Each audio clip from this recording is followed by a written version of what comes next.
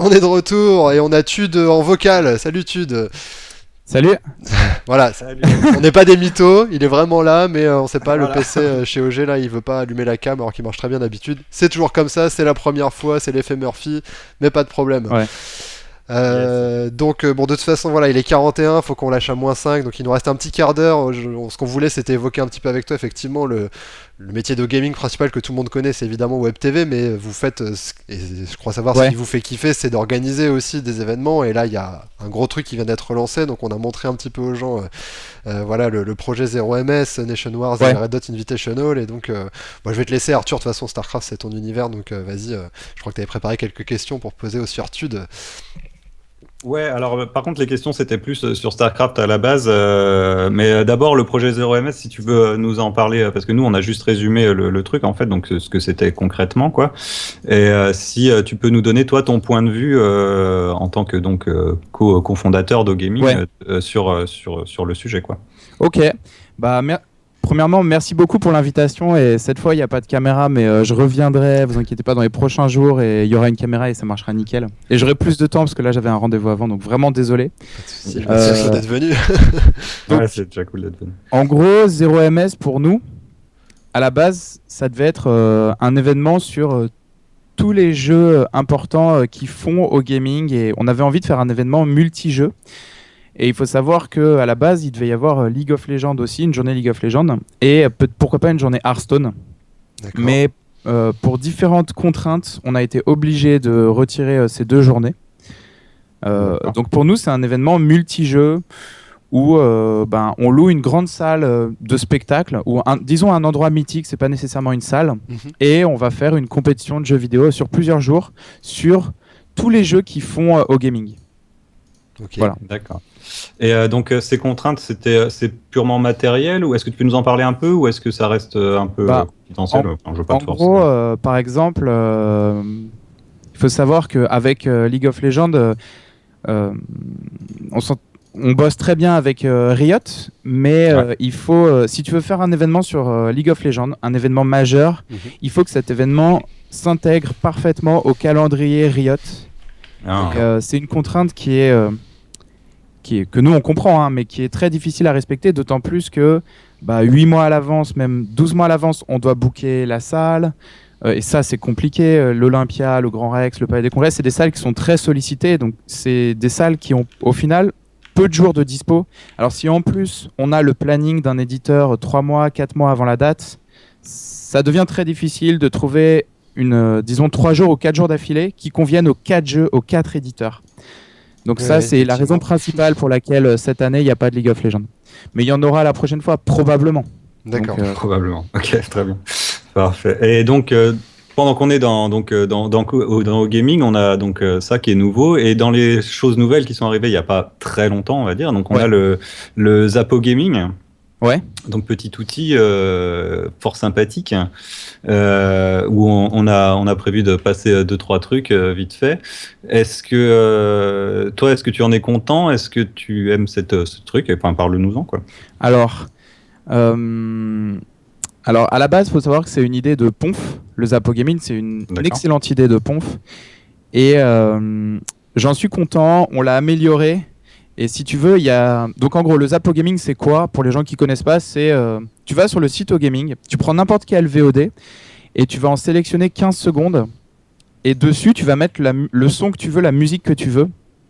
Et tu vas synchroniser les deux en fait. Et ça va te donner 15 secondes de live par exemple, ou de VOD avec une musique marrante. Et ça donne un moment marrant. Par exemple, vous pouvez aller sur la home d'OGaming, cliquer sur Zapo Gaming. Honnêtement, je vous invite à les regarder, ils sont vraiment marrants. Ouais, alors justement, on allait en montrer un. Voilà. Ok,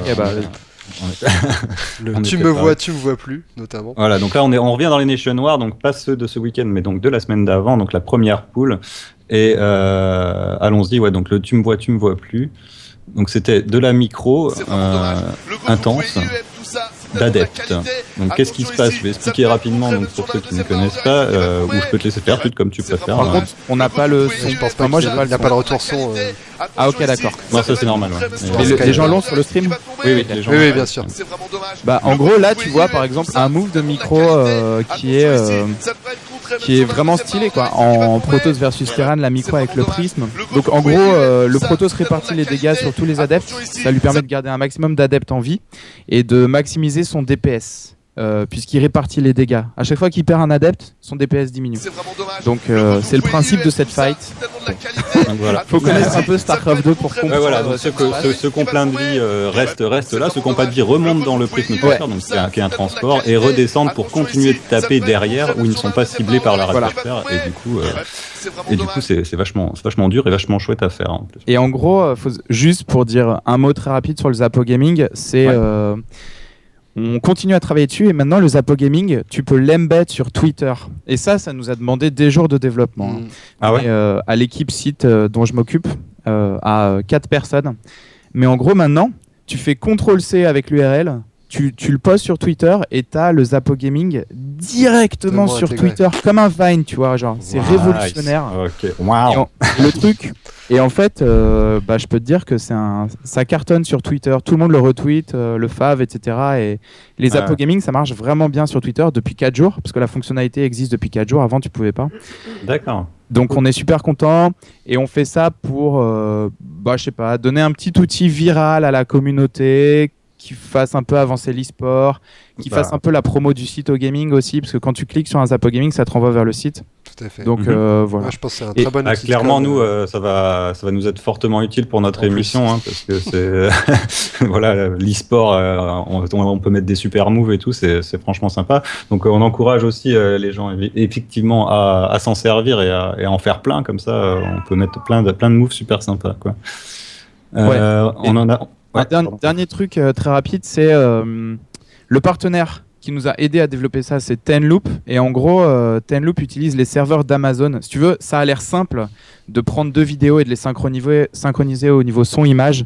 Mais en gros, il faut savoir qu'une fois que toi, tu as créé ton Zap, les 2 vidéos sont envoyées à Amazon. Amazon fusionne sur leur serveur les 2 vidéos et crée une nouvelle vidéo. Et tout ça est fait de façon automatique. C'est-à-dire que l'outil a l'air simple, mais derrière, l'infrastructure qu'il y a est assez lourde et assez complexe. Et au final, arriver à un résultat qui marche aussi bien que ça, j'en suis vraiment super content. Ouais, carrément, ça se voit qu'il y a eu du travail derrière, et puis non, vraiment, chapeau, parce que je pense que, effectivement, enfin, chapeau à ton frère, puisqu'apparemment l'idée vient de lui, mais très bon outil pour communiquer, et puis, effectivement, nous qui avons pour projet depuis 3 mois de lancer une émission comme ça, débrief, résultats, highlight et tout, c'est juste une aubaine, quelque part. D'avoir n'hésitez pas à me dire, genre par mail, si vous voulez, s'il y a des trucs qui manquent, ou si vous voulez des nouvelles fonctionnalités, n'hésitez pas à me dire ce que vous en pensez, on peut toujours l'améliorer, quoi. Ok. Ça marche. C'est noté dans les nombres de trucs qu'on a notés aujourd'hui. Ouais, c'est clair. On le retrouve. C'est bien, on est participatif et tout. Ouais. T'inquiète. Ouais, c'est cool. Tu veux qu'on mette le deuxième Zapo Gaming, Arthur ? Je pense que c'est bon pour la présentation. Enfin, on peut le mettre, vas-y, comme ça, on peut montrer un autre move sympa. Et puis, je peux l'expliquer vite fait pour faire découvrir un peu SC2 aux gens, parce que ça va faire partie aussi de mes fonctions principales. Je l'ai pas mis. Ramener. C'est la première, excuse-moi, il y a des choses qui sont passées à la trappe. Pourquoi j'ai pas le deuxième ? Bon, c'est pas grave, de toute façon, vous avez compris le principe, voilà, vous pouvez lier une musique, parce que là, donc, dans l'exemple, je vais en montrer un autre quand même, parce que là, dans l'exemple, il n'y a pas vraiment la notion d'ajouter ta musique perso, mais c'est le cas dans plein d'autres vidéos. Qu'est-ce qui se passe ? Voilà. Donc, vous pouvez classer par jeu, par exemple, moi j'aime beaucoup celle avec Ips, IBS et les Boom Headshot. Je sais pas si tu la connais, celle-là. Je connais le morceau Boom Headshot, je connais, mais j'ai pas vu ce Zap. Voilà. Ou sinon on peut regarder ça peut-être pour prouver que Ponfétude, malgré que ce soit des casters StarCraft 2, sont meilleurs que les casters de CS. À 2v1. À 2v1. Là ils ont rajouté une petite musique. Vous avez trouvé les gars? Ah, sans déconner! Allez Tu sens qu'ils sont contents. Voilà.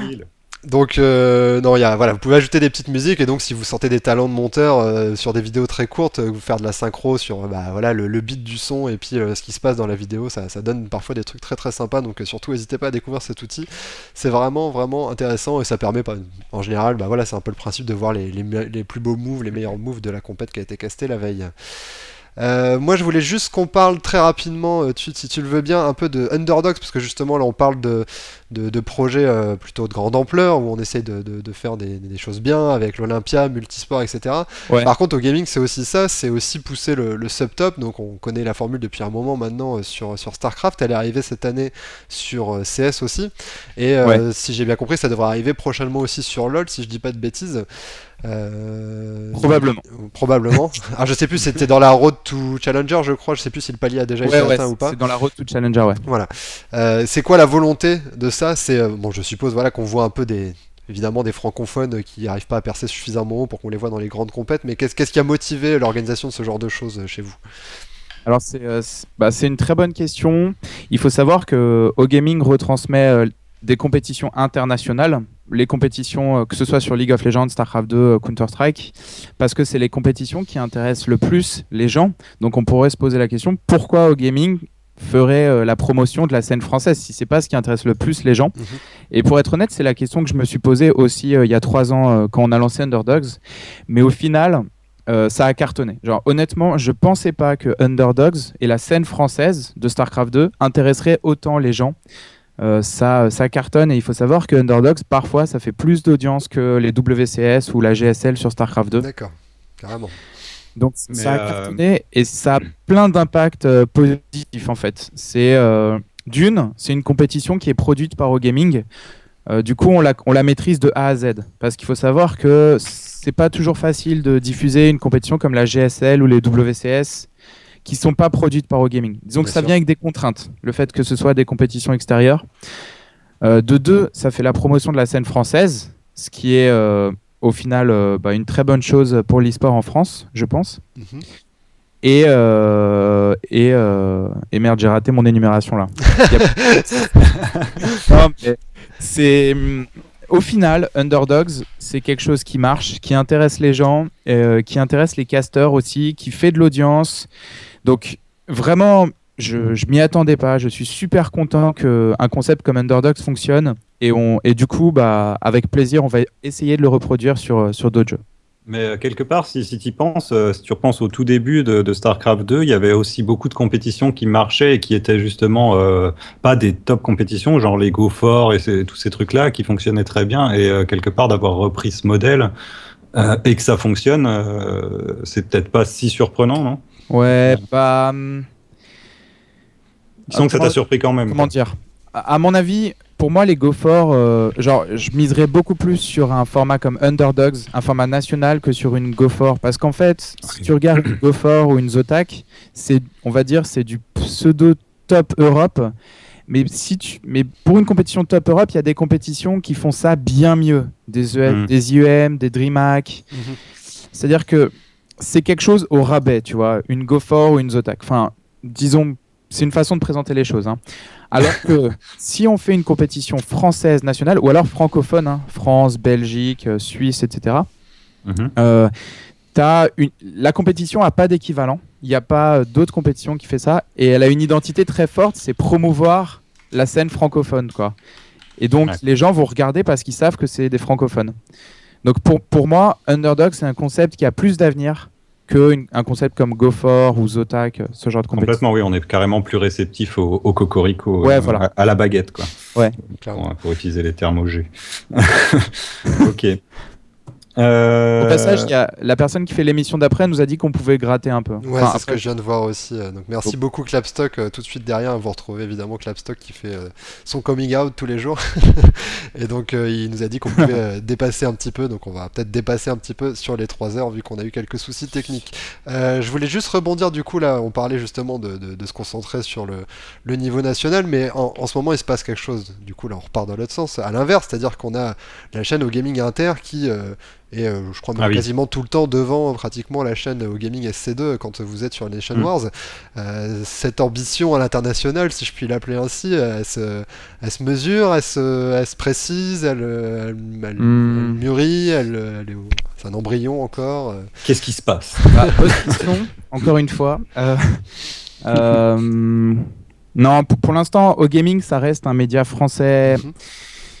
Parce qu'il y a toujours quand même un Rotterdam qui vient d'arriver, Apollo. En fait, c'est juste que on était un peu déçus des précédentes Nation Wars, des streams internationaux en fait, parce que sur les précédentes éditions de nos compétitions, en règle générale, un événement au gaming jusqu'à présent, c'était un stream français de très haute qualité et un stream anglais, honnêtement, pas incroyable. Tu vois, genre c'est quelqu'un derrière sa webcam de chez lui, le son est un peu pourri, il a pas l'info, donc c'est un peu flottant sa présentation et tout. Et on avait envie de step up un peu au niveau qualité du stream anglais. Donc en gros, on a investi dessus. Ça nous coûte de l'argent, on mobilise un plateau. On paye les casteurs anglais, on les défraie. Rotterdam, il vient des US. Todd et Apollo, ils viennent d'Allemagne. Et on investit dessus aussi parce que c'est l'image de notre compétition. On n'a pas envie d'avoir un stream anglais cheap. Maintenant, pour l'instant, OGaming, ça reste un média français. Ça, c'est juste un test sur OGaming Inter, sur un événement. Mais pour l'instant, de ce qui est prévu, ça ira pas plus loin sur OGaming Inter dans les 6 prochains mois. D'accord. Donc un premier pas, pour l'instant sans ambition, entre guillemets, on va dire, et pourquoi pas éventuellement plus tard y repenser, quoi. Pourquoi pas, mais lancer un média international anglophone, on va dire, c'est...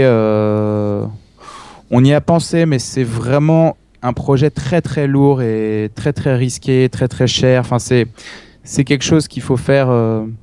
Pour l'instant... On a choisi de ne pas se lancer dans ce projet. C'est vraiment un projet très complexe, de lancer un média anglais. Oui, j'imagine. Ok. Et donc, pour rebondir, vu qu'on parle de caster, il n'y a pas longtemps, donc tu as dit, donc il me semble que c'était dans le Desert Bus de mémoire, que maintenant, au sein d'OGaming, l'identité des casters était beaucoup moins importante qu'elle a pu l'être dans le passé, notamment dû à la fidélité du public de SC2. Du coup, comment est-ce que ça se passe au niveau du recrutement des casters? Est-ce que tu peux nous donner des exemples, par exemple, pour les derniers arrivés comment ça s'est passé, quoi?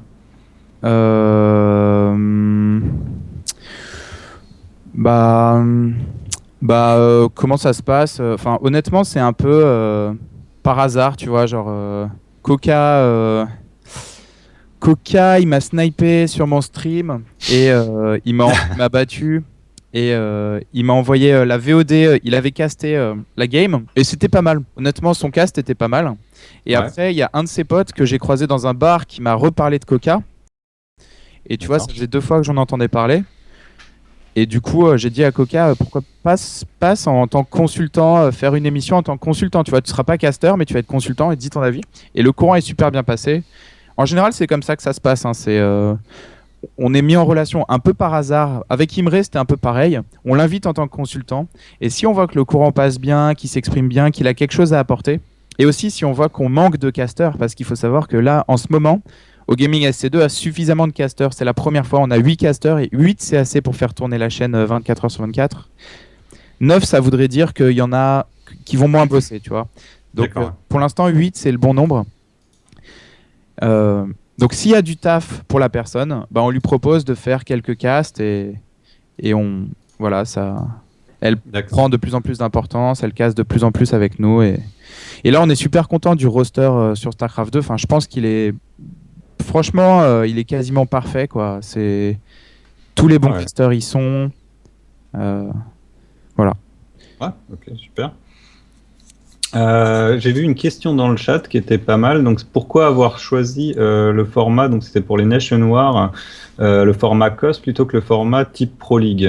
Donc, déjà, est-ce que tu peux nous expliquer quels sont ces deux formats et pourquoi Alors, King of the Hill, c'est le format qu'on a choisi pour Nation Wars. Donc, King of the Hill, ça veut dire que les deux équipes alignent un joueur et le vainqueur reste, le perdant sort. Et l'équipe choisit le joueur qui va le remplacer, ok? Donc c'est King of the Hill. Tant que tu gagnes, tu restes. Yep. Ça, c'est King of the Hill. Et Pro League, c'est on dit, voilà, on est 2 équipes, il va y avoir 3 1v1. Enfin, j'invente, mais c'est... Par exemple, il va y avoir 3 1v1 et 1 2v2. Et les 2 équipes vont faire leur liste de joueurs. Genre, MMA, tu vas faire le premier 1v1. Flash, tu vas faire le deuxième 1v1 et Live, tu vas faire le troisième 1v1. Plus en format Coupe Davis, quoi. Et après, ils se rencontrent. Chaque joueur découvre son adversaire. Tu vois ce que je veux dire ? Ouais, tout à fait. Et après, mais que MMA gagne son premier match ou le perde, bah, son équipe gagne un point ou l'équipe adverse, mais il rejouera pas ensuite. Sauf s'il y a un ace match, c'est-à-dire s'il y a égalité entre les 1v1 et les 2v2, à la fin, tu as un ace match. C'est un 1v1 qui est censé départager les deux équipes. D'accord. Et donc le choix, pourquoi donc peut-être plus pour un peu plus de hype, pour les all kills et tout ça, non le COS. Alors déjà, le format King of the Hill, ça mobilise moins de joueurs. C'est-à-dire King of the Hill, on s'en sort avec 3 joueurs. Un format Pro League, tu as besoin de 4, 5, 6 joueurs. Il faut savoir qu'il y a plus il y a de joueurs, plus c'est difficile à organiser pour le directeur de tournoi, parce que nous, on a 30 équipes, 30 nations. Tu vois, il y a vraiment du taf d'organisation. Hein. Ouais, ça, j'ai du mal à imaginer d'ailleurs le taf d'organisation que ça peut être d'inviter les joueurs, de les réunir sur Skype, parce qu'il y a des interviews après chaque game en plus des joueurs, des chefs d'équipe avant. Ça doit être une organisation monstrueuse. D'ailleurs, combien de personnes ça mobilise quelque chose comme ça à la louche, on va dire? En organisation, sur les Nationwide, il y a 3 personnes. Là, il y a Kerry, Javidi et Aeromi. Donc maintenant, ils sont pas tous les 3 à 100% sur l'organisation des Nationwide, mais je pense, en tout cas, côté joueur, genre organiser les matchs, vérifier qu'il n'y a pas de triche et qu'on a les résultats, qu'on a les replays, que les joueurs sont à l'heure, c'est facile, une personne à plein temps. Hein. D'accord. Et c'est quand même du taf, quoi. J'aime bien Bibit HD, la question qui a posé la question, il n'a pas capté mon explication, donc désolé. Désolé. Mais et ensuite, je trouve ça plus stratégique aussi, le format King of the Hill. En fait, dans King of the Hill, tu as du snipe de joueurs. Ça veut dire, j'ai 3 joueurs et je vais dire à un des 3 joueurs, je vais lui dire, entraîne-toi pour battre tel adversaire, tu vois, sur telle map. Genre, et le mec, il va train que ça. Il y a de la stratégie d'équipe, en fait, où tu vas préparer des joueurs qui sont censés sortir telle cible. Alors que dans le format Pro League, honnêtement, il y a beaucoup plus de hasard. Tu choisis qui fait la première map. Tu sais quelle map ça va être, mais tu sais pas quel joueur ça va être en face. Tu connais pas sa race. Il y a beaucoup plus de hasard, quoi. Donc moi, je préfère le format King of the Hill. Je trouve ça plus stratégique. D'ailleurs, mon avis. Du coup, pour rebondir sur ce que tu viens de dire, donc c'est beaucoup plus stratégique. Et donc Stefano, pendant les interviews, nous a beaucoup dit que voilà, c'était un choix stratégique d'aller suicider Lilbo la première fois, que lui contre l'autre Zerg, il s'était suicidé aussi pour pouvoir machin. Et tout. Est-ce que toi t'y crois? Les explications de Stefano? Ouais. Non, sur ces choix stratégiques. Ça n'engage que moi. Hein.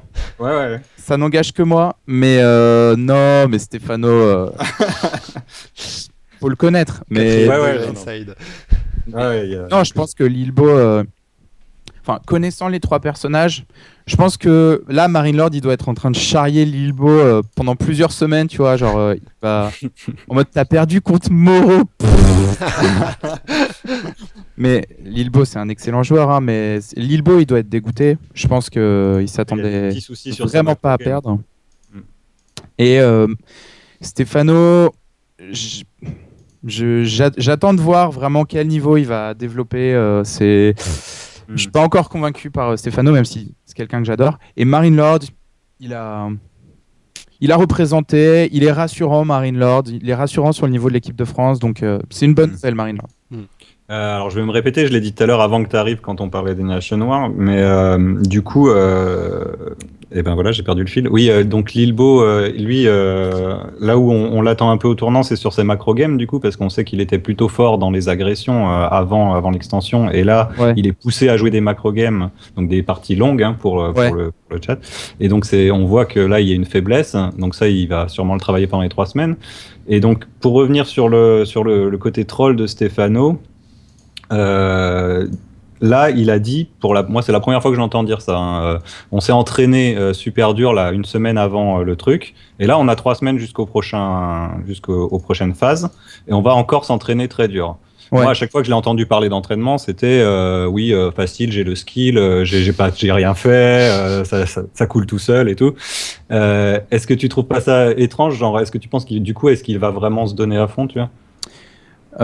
Moi je pense qu'il va se donner à fond. Ouais. Je pense qu'il va se donner à fond parce qu'en fait, je l'ai pas mal vu ces dernières semaines. Je l'ai croisé à différents endroits.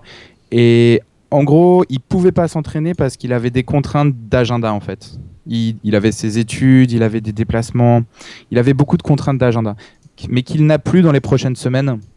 Et il m'a dit qu'il allait s'entraîner. Et je pense vraiment que oui, cette fois, Stefano va s'entraîner. Ouais.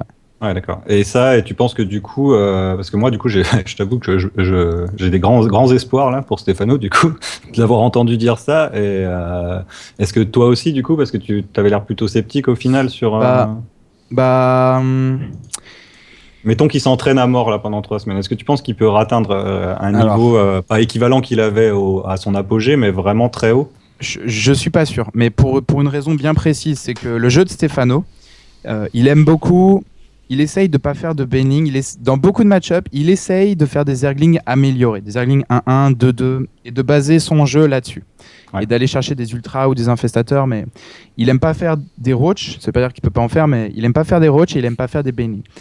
Mais ce style de jeu n'est pas adapté à Legacy of the Void. Parce que sur Legacy of the Void, les ergs sont forts, mais principalement grâce aux ravageurs en début de partie, grâce au jeu agressif que les ergs peuvent développer, ou la menace d'un jeu agressif de la part d'un joueur zerg. Résultat, leurs adversaires peuvent pas jouer trop macro. Parce que les ravageurs, c'est très fort en début de partie et en milieu de partie, quoi. C'est une unité qui garde de la valeur. Et est-ce que Stefano va être capable d'intégrer le ravageur à son style de jeu? J'en suis pas sûr. Ça représente un gros bouleversement de son style de jeu. D'accord. Donc c'est ce qui me fait... Est-ce qu'il a le temps de développer de nouveaux styles de jeu en 3 semaines? Tu vois, c'est ça la question. Donc c'est ce qui me fait douter. Voilà. Ok. Super. super. Et je crois qu'on a à peu près fait le tour de ce qu'on voulait te demander. Zortom, est-ce que tu as quelque chose à... On va conclure là-dessus pour aujourd'hui. De toute façon, on s'est concentré sur StarCraft. Ah non, juste attends. Ah, vas-y. Ouais. Excuse-moi, ouais. Juste du coup, alors voilà, on a dit, je t'ai entendu dire là, t'as dit, les ergs, c'est fort. Attention. Alors, question qui fâche. À ton avis, qu'est-ce qu'il faudrait apporter aujourd'hui en plus dans le jeu en termes d'équilibrage? Allez. C'est difficile à dire, mais je pense que l'avis général de tous les casters qui sont chez OGaming, les casters anglais qui sont venus et la plupart des joueurs, c'est qu'il faut affaiblir un peu les ergs, mais c'est difficile de définir où les affaiblir. Je t'avoue que c'est probablement le ravageur, mais je suis pas sûr de ça, mais c'est probablement le ravageur qui pose problème. Et tu as plusieurs façons d'affaiblir le ravageur. Tu peux augmenter le cooldown de son tir d'artillerie. Tu augmentes le cooldown, il peut le faire moins souvent, c'est un nerf. Tu peux aussi diminuer sa portée. C'est-à-dire que si le ravageur il a la même portée qu'un roach, les unités vont se gêner pour attaquer. Ouais, parce que là pour l'instant elles peuvent être derrière. Effectivement. Voilà, là les ravageurs sont derrière. C'est-à-dire que c'est quand même pas mal. Le ravageur a pas beaucoup de PV et en plus il est protégé par les roach, sans micro. Donc diminuer sa portée pour moi c'est un nerf qui a du sens aussi. Tuer le soir, je sais pas. Je pense, pour moi il y a quelque chose à faire au niveau du ravageur. Ok, très bien, parfait, super. Si tu voulais demander, je crois aussi Arthur, quand même, tu voulais poser la question justement là-dessus, je crois que savoir un peu en tant que caster, qu'est-ce qui avait changé du coup le fait d'être passé à LOTV, qui est quand même beaucoup plus micro, rapide, dès le début ça commence. C'est super. Franchement, je sais pas, on en a peut-être pas assez parlé, mais il y a plein de match-up qui sont devenus beaucoup plus dynamiques qu'ils ne l'étaient avant. Le Terran versus Terran, je sais pas si vous vous rappelez du mecha contre mecha, là c'est ultra rapide. C'est ultra rapide, les tanks dans les medivacs qui se positionnent en premier, genre on n'a pas le temps de se faire chier quoi. Et le Zerg versus Zerg, avant c'était du gros à clic et 200 roach contre 199 roach et qui a la meilleure concave. Là pareil, le Zerg versus Zerg en middle game est beaucoup plus dynamique, il faut esquiver les tirs des ravageurs adverses, donc la partie se lance plus vite parce qu'il y a 12 récolteurs, donc le début est plus rapide, la prise de base est plus rapide. Pour moi c'est très positif, le bilan est vraiment très positif. Voilà. Mais du coup ça va être encore plus fatigant pour les casters. Vous arrêtez encore moins. Mais c'est nous t'inquiète. Bien sûr. Mais c'est surtout pour les joueurs, c'est un jeu qui est plus difficile que Heart of the Swarm. Mais pour moi, pour l'e-sport, c'est une bonne chose. Voilà. Pour le spectacle. Alors plus c'est difficile en tant que joueur, hein, tu veux dire quand tu dis plus pour le difficile. spectacle. En fait, pour le spectacle et pour les viewers, c'est une bonne chose parce qu'il y a de nouvelles stratégies, les games sont plus dynamiques. Après, les joueurs pros, ils vont s'adapter à un jeu plus difficile. Les meilleurs vont ressortir. Maintenant, c'est pour les casus que c'est difficile, là, Legacy of the Void. C'est pour les débutants, c'est un jeu qui est extrêmement difficile d'accès, quoi. C'est sûr. Ok. Bon, on va conclure là-dessus. On va quand même laisser la place à l'ami Clapstock parce que bon, on va peut-être pas lui bouffer tout son live non plus. Merci beaucoup Tude en tout cas d'avoir quand même réussi à dégager un peu de temps pour nous pour notre première. On espère que tu suivras l'émission tous les jours. Hein. Au cas où tu te rappelles pas, c'est tous les jours de 14h à 15h sur la multigaming. On va parler de tout l'e-sport, du plus de jeux possible. On en a noté des nouveaux grâce à vous, le chat. Voilà. On va essayer de rien rater, on va essayer de vous donner plein de choses à regarder tous les soirs, principalement sur OG évidemment. Je rappelle au chat, n'hésitez pas à nous dire ce que vous voulez voir apparaître dans ce bandeau là. Je m'en occupe tous les soirs de le remplir avec les résultats. Donc on va parler d'autres choses de ce qui est casté sur OG. Évidemment, on parlera d'abord de ce qui a été casté sur OG. Mais si vous voulez les résultats, je sais pas moi, de votre scène Smash Bros australienne, n'hésitez pas, je le rajouterai dans le bandeau de défilement des résultats. Il n'y a pas de problème. On est à l'écoute. Voilà. Ok, merci beaucoup pour l'invitation et j'hésiterai pas à suivre votre émission et n'hésitez pas à me réinviter. Je repasserai pour qu'on ait plus de temps. Ok. Cool. On invitera plein de monde du cast. Super. Du cast OG. On essaiera en tout cas. Super.